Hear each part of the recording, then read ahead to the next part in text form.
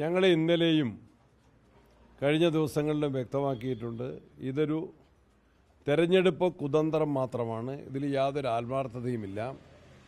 ഈ പ്രഖ്യാപനം വഴി പ്രയാസമനുഭവിക്കുന്ന, പട്ടിണി കിടക്കുന്ന, വീടില്ലാത്ത, ചികിത്സാ സൗകര്യങ്ങളില്ലാത്ത ആളുകൾക്ക് ലഭിക്കേണ്ട ആനുകൂല്യങ്ങൾ നിഷേധിക്കാനും നഷ്ടപ്പെടാനും ഇടവരുത്തും എന്നല്ലാതെ ഇതിൽ കൃത്യമായ യാതൊരു കണക്കുമില്ല. ഗവൺമെൻറ് തന്നെ പ്രകടന പത്രികയിൽ പറഞ്ഞ ആശ്രയ പദ്ധതിയിൽ ആശ്രയിക്കുന്ന ആളുകൾ എത്ര പേരായിരുന്നു?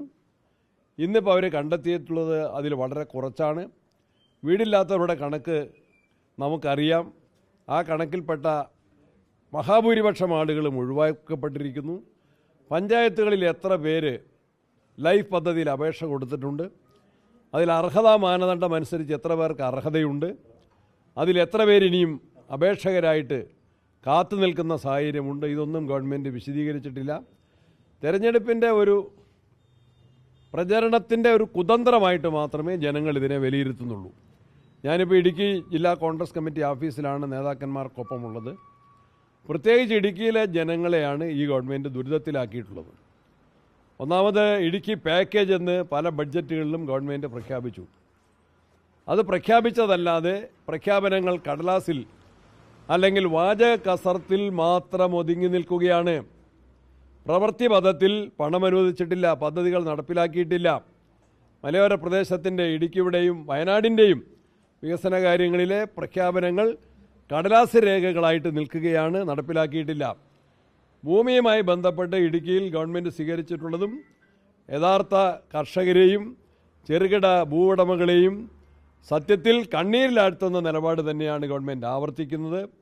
ഒരു കാരണവശാലും ഗവൺമെൻറ്റിലേക്ക് ഫൈൻ അടച്ച് ഇവിടുത്തെ നിർമ്മാണങ്ങൾക്ക് അതിനെ ക്രമവൽക്കരിക്കുന്ന യാതൊരു നടപടിയും അനുവദനീയമല്ല. സാധാരണക്കാരനെ പിഴിഞ്ഞ് സർക്കാർ ഖജനാവ് അത് ഇന്നത്തെ നിലയിൽ മെച്ചപ്പെടുത്താനുള്ള പരിശ്രമമാണ് നടക്കുന്നത്. UDF വളരെ വ്യക്തമായിട്ട് പറഞ്ഞിട്ടുണ്ട്. പ്രതിപക്ഷ നേതാവ് തന്നെ പ്രഖ്യാപിച്ചിട്ടുണ്ട്. ഞങ്ങളിതിനെ പൂർണ്ണമായിട്ടും എതിർക്കുന്നു. കോൺഗ്രസ് വളരെ ശക്തമായിട്ട് എതിർക്കുന്നു. ഇവിടുത്തെ ഭൂവുടമകളോടും കൃഷിക്കാരോടും LDF നടത്തുന്ന ചതി ജനങ്ങൾ മനസ്സിലാക്കി കഴിഞ്ഞു. UDF അധികാരത്തിൽ വരും. അങ്ങനെ വന്നാൽ ഇടുക്കിയിലെ ഭൂവുടമകൾ നടത്തിയിട്ടുള്ള നിർമ്മാണ പ്രവർത്തനങ്ങൾ, ആ പ്രവർത്തനങ്ങൾക്ക് യാതൊരു ഫൈനും ഈടാക്കാതെ അതിനെല്ലാം പൂർവ്വകാല പ്രാബല്യത്തോടെ അനുമതി നൽകി ക്രമവൽക്കരിക്കാനുള്ള നിലപാടുകൾ ഞങ്ങൾ പ്രഖ്യാപിക്കുകയാണ്. അത് നടപ്പിലാക്കുമെന്ന കാര്യത്തിൽ യാതൊരു സംശയവുമില്ല. LDFൻ്റെ വാഗ്ദാന ലംഘനങ്ങളുടെ ശവപ്പറമ്പായി ഇടുക്കി മാറിക്കഴിഞ്ഞു എന്ന കാര്യത്തിലും യാതൊരു സംശയവുമില്ല. ഞങ്ങൾ പ്രചരണപരമായിട്ട് നേരിടും. നിരവധിയായ ജനകീയ കൂട്ടായ്മകൾ സംഘടിപ്പിച്ചിട്ടുണ്ട്, സമരങ്ങൾ നടത്തിയിട്ടുണ്ട്. UDF നടത്തിയിട്ടുണ്ട്, കോൺഗ്രസ് പാർട്ടി നടത്തിയിട്ടുണ്ട്, മറ്റ് ബഹുജന സംഘടനകൾ, കർഷക സംഘടനകൾ, വ്യാപാര സംഘടനകൾ അവരൊക്കെ നടത്തിയിട്ടുണ്ട്. അവരോടൊപ്പം ഞങ്ങൾ ഐക്യദാർഢ്യം പ്രഖ്യാപിച്ചിട്ടുണ്ട്. ഞങ്ങൾ പ്രകടന പത്രികയിൽ തന്നെ ഇത് വ്യക്തമാക്കും. ഞങ്ങൾ ഇടുക്കിയിലെ ജനങ്ങളുടെ കൂടെ നിൽക്കും. ഞാൻ പ്രത്യേകിച്ച് പറയുന്നു, ഞാൻ ഇടുക്കിക്കാരൻ കൂടിയാണ്. Thank you all. അത് ഞങ്ങൾ തിരുവനന്തപുരത്ത് ആലോചിച്ചോട്ടെ.